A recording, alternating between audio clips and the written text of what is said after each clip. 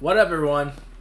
So, back for another review, and this one's very exciting because it's something I've been waiting for like almost 2 years now. So you follow me on social media. Sorry, got a drink in my mustache. If you follow me on social media, you saw the recent picture I posted of the mail at my doorstep in these gigantic boxes. That was of this statue, and it is the Sentinel. It's called Sentinel number 1 because there are actually 3 of them. This is the first one, and it is from Iron Studios. This is my first experience with Iron Studios, so I'll talk about that briefly, and then we're going to review this statue and talk about it in depth. So I mentioned this in one of my nerdy news videos, things to look out for, and it was these 3 Sentinel statues. Basically, there's 2 that look like the one I have, just with different X-Men featured, and the third one is a smaller one, only has 3 characters, but that one has Gambit, so I'm very excited for it. I officially have gotten, I ordered the first, I'm having trouble speaking, I'm sorry. I ordered 2 of them. The first one was Sentinel number 1, and the second one is the smaller one with only 3 characters. I've officially ordered those 2. The first one has arrived, the next one will be arriving in the next year. I want to purchase the third one, and I plan to, but I don't know if I'll be able to pull it off because it is crazy expensive. But we'll talk a little bit about that too. So, basic review structure, 4 scores, concept and design, execution, price, and collectability, and then we average those 4 scores together for one mighty score. Now, let's jump right into it and start scoring this bitch. Alright, concept and design. How well it was designed, what's it look like, what the idea they had before it was ever created. And for that, it is getting an 8.5 out of 10. I really like it. I obviously liked it because I bought it, but I like the look of it. Now, it didn't get a crazy high score because the whole idea of it is not that crazy. It's a big Sentinel. X-Men are attacking the Sentinel. It's very basic. I used to make this exact same diorama with my action figures back in the day almost every day. It's very common. It's not something that was like just the first time someone thought of X-Men attacking Sentinels. It's a very basic, straightforward idea. It happened in the cartoon like every episode, so that's nothing crazy. But the things that are cool about it that they did have to design was the idea of what's actually happening. So if you can't tell from this one, or even from all 3 of them put together, it's a Sentinel invading the Xavier mansion. So if you look at some of the detail, you can see like the actual wood floor and stairs, and there's like a picture of the X-Men family on the floor, and there's also some sculpture pieces from inside the house. So it's the Sentinel attacking the Xavier house, and it's different parts of the house. That's the 3 different overall sculptures. So I like that. I like that idea of it because I never really thought about that too much before. Usually in the cartoon, they're out in the field attacking Sentinels, or they're in the danger room or something like that. But I like the idea of the Sentinels invading their house, and it gave them the opportunity to show these really minute details of things that are in the house to give it a real scenario. So that was really cool. I like the idea of that. Some other things that had to be designed first is how it's going to sit. So if most of you are probably not artists, so you don't know about sculpting itself, I have done that. I have a degree in art, so I know what it takes to plan out a sculpture. You have to worry about its center of gravity, because it doesn't matter how cool your design is, if it doesn't stand up on its own, you're not going to sell any sculptures. So that's something they have to think about and plan out. Really easy for this because they put a big base, but now we have these X-Men that seem like they're flying in air. Like Wolverine, for example, only has one point that's touching the Sentinel, and it's his toe. And like the same with Jubilee, they're just barely touching at these very minute points to give the illusion that there's action, to give the illusion that Rogue is flying and Beast is jumping and Jubilee is also jumping and Cyclops is getting blasted back. It shows these action scenes, and that's really hard to design because this statue is made of, I don't know the exact material, but it's either porcelain, resin, polystone, anyway, very fragile material. Very, very easy to break and very unbalanced. So when you design these things, they have to design these metal posts that go in there at just the right point to give that figure balance without putting too much weight and breaking it. So that I appreciate as a sculptor myself, how much time and thought goes into it to make a sculpture that looks seemingly unbalanced, but to make it practical and make it so it is actually balanced and it doesn't get damaged or something like that during shipping or just sitting there or something like that. It's not weighing too much and eventually snaps. So that's why it got the 8.5. It got points for doing those extra concept and design things. But like I said, not a crazy score because the overall look of it is not that crazy, but still very much appreciated. So 8.5 out of 10. Next, the execution. I'm giving this one a 9 out of 10 because they really put some detail in there. Wasn't perfect. We'll talk about some minute things they could have done better, but overall, I really liked the detail in it. So everything, I shouldn't say everything, but most things have real, texture to it that gives it a feel of what it is. For example, most of their clothing actually has some texture. The one picture I'll be showing now is of Jubilee's clothing. She's just wearing a tank top. And honestly, I probably wouldn't have noticed if it didn't have texture because I wouldn't have expected it to. Because that figure's not very big. The overall statue is about 3 feet, by the way. But each of these X-Men is only a little bit bigger than like 6 inches. It's probably like 7 to 8 inches, something like that. It's roughly around the size of an action figure. And I wouldn't expect there to be a lot of texture in their clothing, but there is. If they had given her a smooth shirt, I probably wouldn't have thought twice about it. But they actually went in there and gave it like some threads to make it feel like a t-shirt. There's actually little knit threads in there and seam lines on the tank top. Real details that they really didn't have to do. And if they didn't do it, I probably wouldn't have noticed, but they went out of their way to do it. And the same thing with her jean shorts. There's an actual jean texture to it. And the same with Wolverine's suit. Anytime you saw it in the cartoon, it just looks smooth. Most action figures had it smooth, but there is some actual texture to it. It's, I don't know what you'd call it, that cross-hatch pattern, where it's just like a lot of little diamonds that gave it that texture. Yeah, that's things like that. So little bits like that in the execution that show that they really had an attention to detail. And another thing, Wolverine's claws, they're actually metallic. I couldn't really tell. It kind of feels like they actually are made of metal, but I'm not 100% on that. They could have just like did a little chrome coat on it. But anyway, it actually looks like metal. It actually has a sheen and a shine to it, which again, most of those statues don't do. They usually just do a silver paint color, which is fine, but they actually went out of their way to make it really look metallic. So those are the good things about it. Some really minor things that I will say they could have done better that didn't. It was back to Jubilee and Rogue. A lot of the skin texture. It wasn't bad, but there was just no detail in it. When you see some of the close-up pictures I'm showing, like Jubilee or Rogue, when you look at their face, it kind of looks like a porcelain doll because there's just no texture or depth to it. Now, I know they couldn't give skin texture. That would be a little too detailed, and I wouldn't expect them to, but they could have given it more depth with a little bit more paint. So when you look at Jubilee's face and her legs, it is a solid color. There is no depth to it whatsoever. And in reality, there should be. And it could be something really small and simple. Just a little bit of shading around the eyes, maybe a little shading on the cheekbone. And like Jubilee's legs there, usually if you see someone's bare thigh, there's a little bit of an indent on your inner thigh there. Maybe just a little bit of paint to show that, just to show some muscle depth or something like that. Again, this is being very nitpicky, by the way. It already got a 9 out of 10, so no complaints. I'm still being a critic, so I'm saying ways that they could improve in the future. So little things like that, they could have added some paint to it, or maybe even some blush or something like that to give their skin a little more depth because it looks a little too porcelain-y when you look straight at it. Again, not a big deal, still loved it. Some other things was, I talked about the texture on the suits, but sometimes they didn't do that.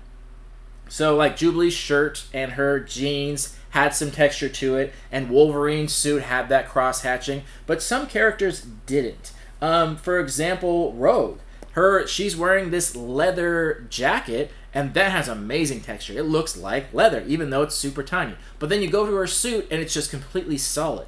So I guess maybe that's what they were going for, possibly, but is she just wearing a solid rubber suit? And if so, even if she was, there should be some more creases and wrinkles in it somewhere. I feel like I don't know if they did it on purpose. It doesn't seem like they did, but maybe they just overlooked some features like that because I can't imagine them wanting it to look that smooth. Because if it was a rubber suit, which I don't think they want it to look like, there should be some creases and textures in there. Or if it's like Wolverine's suit where it's more of that leatherish feel, it had some cross-hatching. So I feel like they should have done that with Rogue's suit as well. Give it some texture. And the same thing with Jubilee's skin. They could have given it some more depth with a little more paint, but it was just like solid colors there. So I'm not really sure what the explanation for that is. I can't imagine them wanting to do that on purpose. Maybe they got a little rough on the budget, so they had to cut some corners. That's quite possible because we just went through the quarantine. So it's possible they needed to cut some corners to save money, and that's what I'd bet my money on.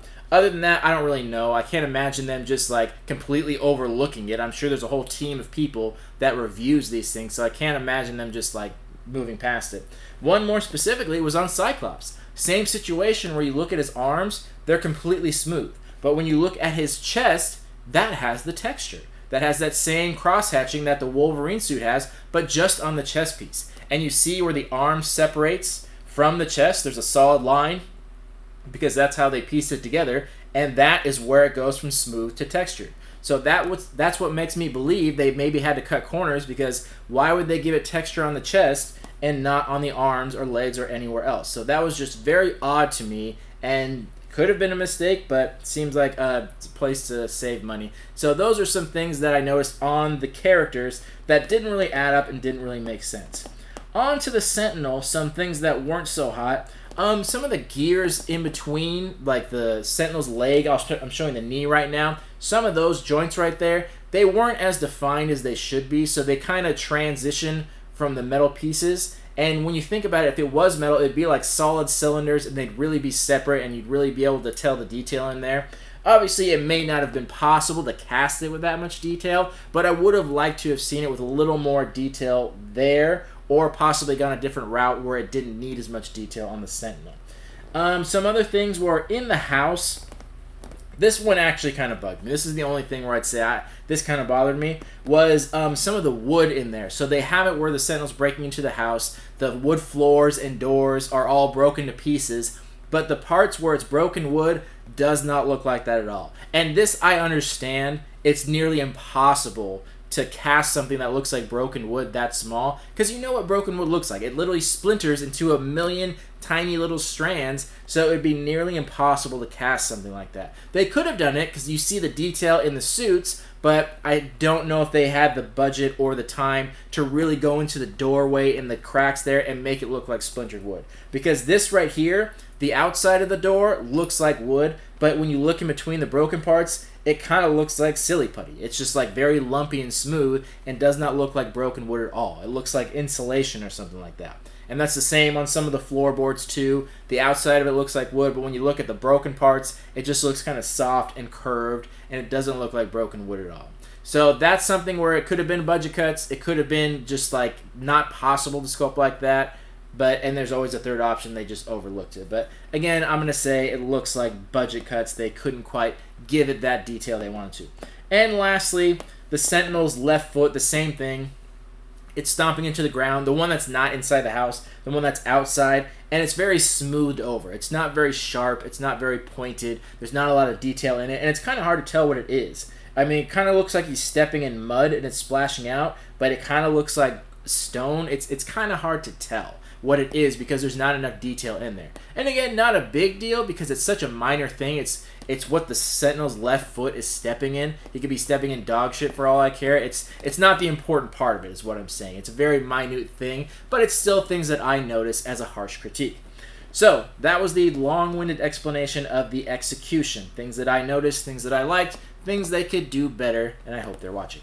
Now, on to the next score, the price. This only gets a 6.5 out of 10. This statue is crazy expensive. I think it's the most expensive statue I have. I'm not 100% sure. I have so many. And it's very expensive. Now, don't get me wrong. I'm not saying it's not worth it. I'm not saying they don't deserve that money because Iron Studios did a very good job here and they deserve all the credit they can get. But that doesn't mean that we can afford it. Even if it's the most amazing statue in the world, if the average person can't afford it, it's just like, it's hard for it to get a good score here. So that's why it doesn't get a horrible score because it's still worth the money, but I do still think it is very expensive for what it is. I think they could have brought the price down slightly, but again, that's just me. I know we went through this long quarantine here and businesses were struggling extremely, and that's why I think they had to cut corners with prices here. But, you know, that could be the problem, that why it had to be so expensive, but I'm not sure. So at the end of the day, this statue was roughly around $2,000. The price online was, I believe, $17.99. It could have been $16.99. Sideshow was charging more for it, by the way. If you order from Sideshow, you pay a little bit more. Just something to know, about $100 more. If you order directly from Iron Studios, I think it was $100 cheaper. Then, with shipping was about $200 because, as you saw in that picture I posted, the box was huge and there were 2 of them. The biggest package I've ever received in the mail, and there were 2 of them, huge packages. I had to take a separate car to go pick it up from my mailbox. And it still almost didn't fit. The entire back seat and the entire trunk, and it still almost didn't fit. So that's why the shipping's so expensive. But $2,000, damn, that's fucking crazy expensive. And what you have to think about, it's relative to other statues. So when it comes to art, like, it's worth as much as people are willing to pay for it. But if you go to a different company and they offer something comparable for a cheaper price, then that's going to hurt the score on the price there. Because if you can get it at the same price, same quality, cheaper at a different company, then that company should be charging the same price. It's very hard to judge that, though, because I haven't seen anything of this magnitude from any other company. Sideshow does tons of statues, big statues, really big, but I've never seen it this big with this fine of detail. So overall, that's why it gets that score. It's worth the price, but it's hard to come up with that kind of money. And I do think that the more this company's around, the more business they get, I think they can drive those prices down a little bit, hopefully. But 6.5 out of 10 on the price. Now, for the collectability, this is basically what it's worth value-wise and what it's going to be worth. Not what it costs, that's the price. This is the value and if it's going to be collectible in the future. This I'm giving it a 5 out of 10 because I really don't think this is going to be collectible. I don't think this is really going to go up in value in any significant way. That's my honest opinion on that. Not besides the fact that even if it did and even if you could sell it, this would be extremely hard to move. So this is something that people aren't buying to resell because it costs way too much money to ship it and then to ship it again, plus insurance and all that stuff. It would be, the company charged $200. I can't imagine what it would charge just a civilian to send something like that. Probably double that price easily. So I don't see, as far as I know, Iron Studios is a brand new company, by the way. And it's hard to tell what their stuff's going to be worth if they're brand new. If it's a company like Funko, they've been around a very long time, it's very easy to see the price increases and where they go. With a brand new company, it's very difficult. But with things this big, it's not something that's traded regularly, so they usually don't hike up in price significantly very often. Now, for all I know, Iron Studios could go on to be this great, magnificent company, and their stuff could be super collectible. It's possible, but very unlikely. So I didn't buy this statue. This is one of the few times I didn't buy it because I think it's going to go up in value and I'm going to hang on to it. I bought it because it's a legit badass. And I buy statues, and I really didn't have any X-Men statues. And I always look at Sideshow, and I was about to buy their new Gambit one, but then I saw this, and I'm like, oh, but this is all the X-Men. So I'm going to get these ones and never have to buy an X-Men statue again. So that was my logic. I don't think if I had to sell this, I would even make my money back, even years down the road. That's my honest opinion. But, you know, I could be wrong. But if, based on what I said, that's why it gets a 5 out of 10, because I really don't see this going up in value. This is more for the true hardcore fan, the art fan that appreciates that kind of stuff, and is going to put it on display. I don't imagine a lot of people just keeping this in the box and waiting to sell it, because it's just going to be way too much effort. So, factoring all those together, this gives an average score of a 7.25 out of 10. But as I always say, the overall score may not apply to you. Many people that buy these things don't care about the collectability, and they don't care what it's going to be worth years from now. They want to appreciate it now and fuck the future because they don't care. So if that's the case, hey, only take into consideration the scores that matter to you. If it's just the concept and design, the execution, sure, average those two scores together. I just put them all out there to try and appease the general population, but it may not be right for everyone. Take what you need into account. So, that's the story. And my overall experience with Iron Studios was pleasant. This statue was delayed many, many times, but that's to be expected. Not because of the quarantine, just because that shit always happens. It always does. Even with Sideshow, even back in the day, things always got delayed. It was just such a common thing for things to get delayed, regardless of a quarantine. And when that did happen, I expected it to be delayed, but not this much. It was delayed by like almost a full year. So not a big deal because it's not like I was waiting for the exact day for it to show up. So that's pretty normal for it to happen, but that was a bit of a bummer. And the next statue I don't think is coming for like another 9 months to a year. And the third one, it might be like 2 years from now, which is crazy because considering they're all part of a set, to wait that much time in between each one. So that's a bit of a bummer, but not really Iron Studios' fault. And whenever I had questions, they were pretty good about answering it. They weren't good about updating their site, though. Sideshow is really good at it. Sideshow updated the release dates for Iron Studios, but Iron Studios' website never updated them. Like, to almost until this day, the statue still said it was being released of December 2020. And it's like, even when it was into June, or like months and months later, it was like still said that old date. It's like, update your site. Come on. So that was my overall experience with them. They seem like a legit company. They packaged it very well. There's so much about it. I could go into detail about it. It's very boring stuff about packaging. But they packaged it very well. They made sure to arrive safe. There was a lot of assembly required to this statue because it had to show up in very tiny pieces. And they gave some alternate pieces in there to switch out some hands and some heads and some alternate things of that. So overall, very pleased with it. And as you see in the picture, it's going to live on my dining room table until I find a new home for it. But it is so epic. When people come over, they are just in awe. I'm so happy to have it. It's absolutely fantastic. And if you do have the money, I'd say it's worth it and check it out. Or at least get the Gambit one, because that one's cheaper and that one seems like the most badass. Anyway, that's been the overall score. This has been Iron Studios Sentinel #1 featuring the X-Men. Let me know your thoughts and opinions in the comments if there's anything else you'd like to see. Some more statues coming up, by the way. The statues I've ordered for the past like 2 years that I've been waiting on, for some reason have all showed up this week after waiting years for each of them. So it's very strange. So we're going to have a few statue reviews coming up. We also have the monthly boxes we got to review. Probably won't see movies for a while, maybe some more nerdy news. And let me know what you want to see in the comments. Other than that, thank you for watching and supporting. See you on the next video. Love you all. Peace.